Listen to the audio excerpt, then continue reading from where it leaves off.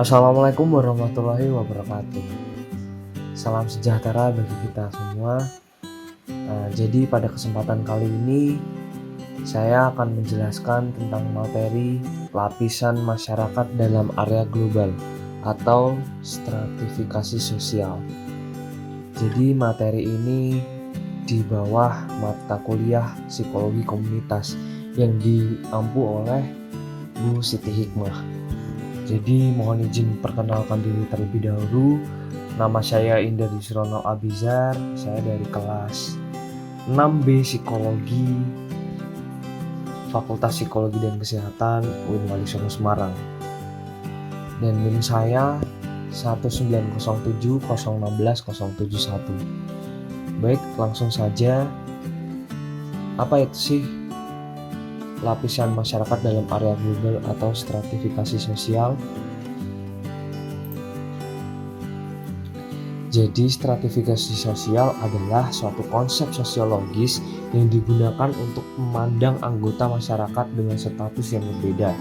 Status sosial ini mungkin atau tidak mungkin dicapai melalui usaha, yaitu dengan kecerdasan, usia, pekerjaan, kekerabatan, dan kekayaan.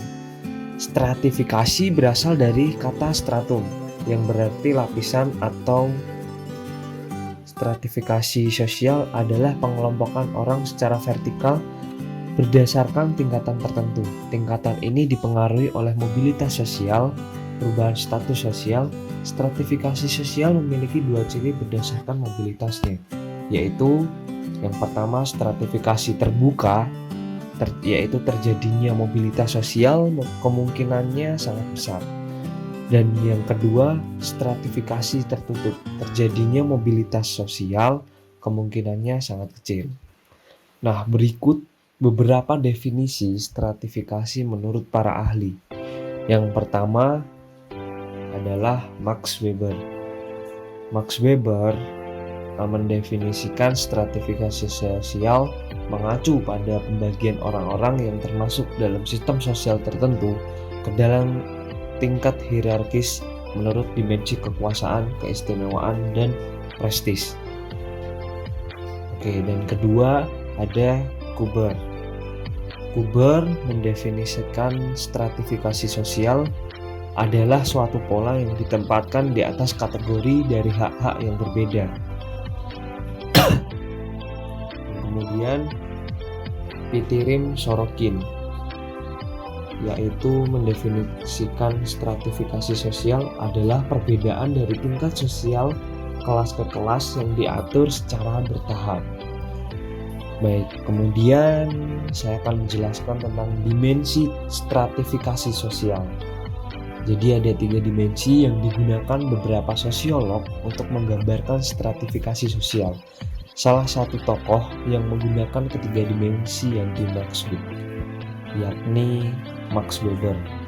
Yang pertama, privilege. Privilege ini mengandung faktor-faktor yang mempengaruhi dimensi ini adalah pendidikan, pekerjaan, pendapatan, dan kekayaan. Tentang kekayaan atau ekonomi pribadi seseorang atau kelompok dalam masyarakat.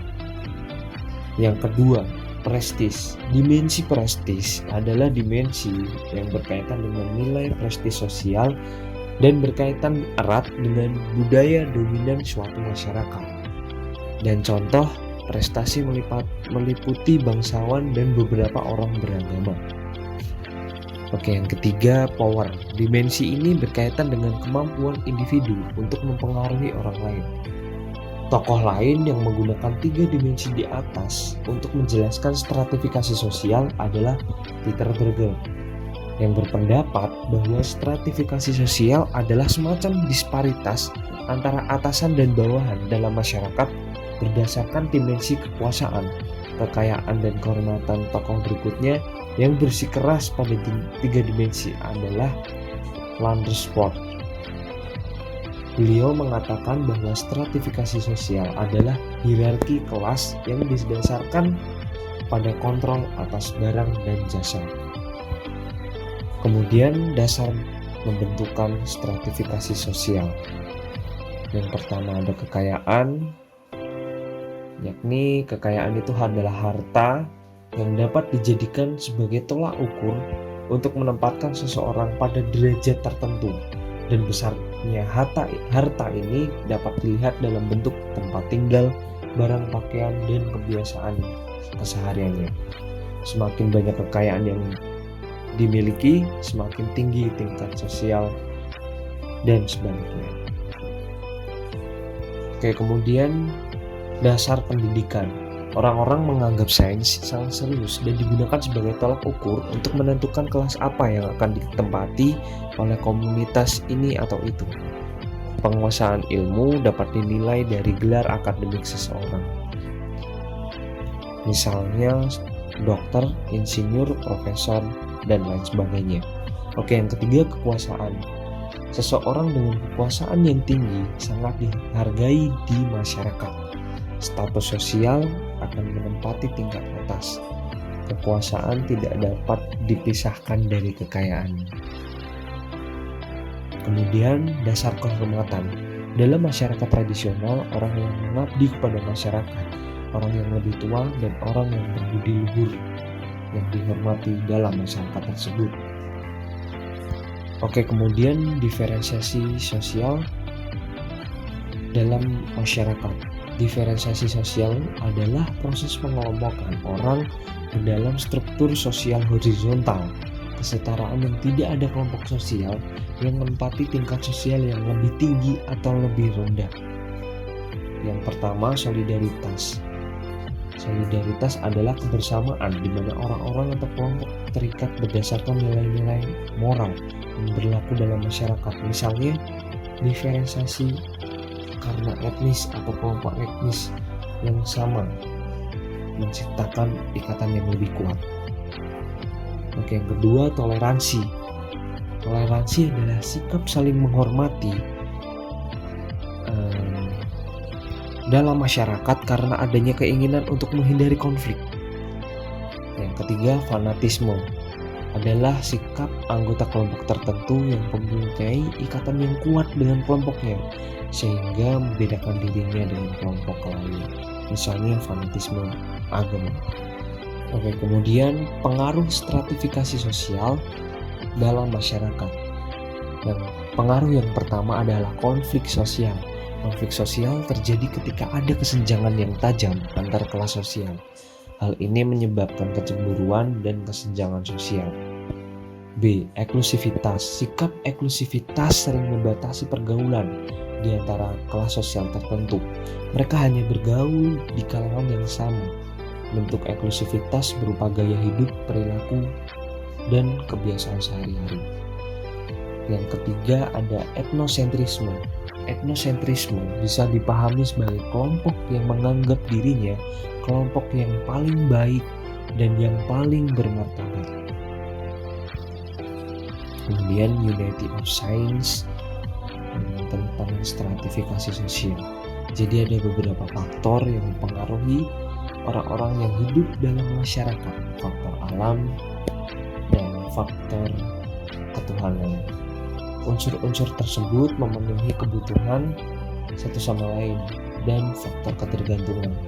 Keberadaan semua elemen ini dapat diterima oleh semua akal sehat manusia, sehingga orang-orang sebenarnya berada dalam masyarakat seperti yang ditemukan oleh Ibnu Khaldun bahwa kehidupan sosial bukan hanya kodrat ilahi, tetapi juga keniscayaan tipe manusia untuk memenuhi kebutuhan hidup. Jadi seperti yang disebutkan dalam Quran surat Al-Hujurat ayat 13.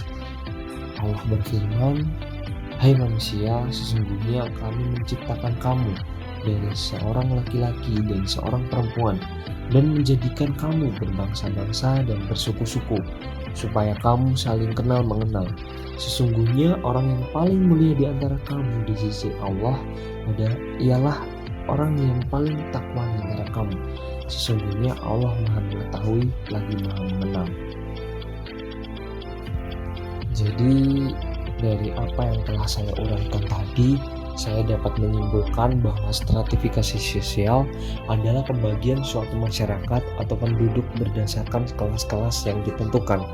secara bertahap menurut dimensi kekuasaan, hak istimewa, dan prestis. Dan ada 4 dimensi stratifikasi sosial, yaitu kekayaan, kekuasaan, rasa hormat, dan pengetahuan. Semuanya akan berdampak pada terwujudnya hukum rimba, dan mereka yang berada di kelas atas akan memberikan peran penuh pada kelas bawah. Dalam stratifikasi sosial digunakan tiga pendekatan, yaitu pendekatan objektif mengarah pada fisik, pendekatan subjektif mengarah pada status sosial, dan pendekatan reputasi mengarah pada penyesuaian seseorang dengan masyarakat. Jadi itu tadi cukup yang bisa saya sampaikan tentang materi lapisan masyarakat dalam area global atau stratifikasi sosial. Kurang lebihnya mohon maaf. Wabillahi taufiq wal hidayah. Wassalamualaikum warahmatullahi wabarakatuh. Terima kasih.